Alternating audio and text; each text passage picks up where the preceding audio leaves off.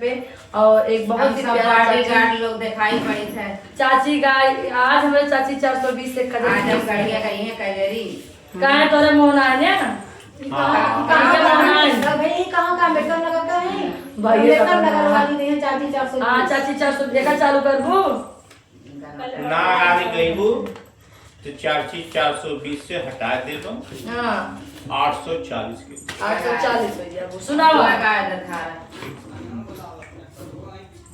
सुनाओ चाची चला जल्दी करो। आज हम गड़िया गई। पहले हम मेकअप लगा वाली वाले तो आज हम ले गए। चलो बेबी हमरे मटिया के गतिया कराया पिया खीर पहुंचाया पिया हमरे मटिया के गतिया कराया पिया मड़ी कड़ी का बेचाया हम मटिया का गतिया बनाया पिया खीर पहुंचाया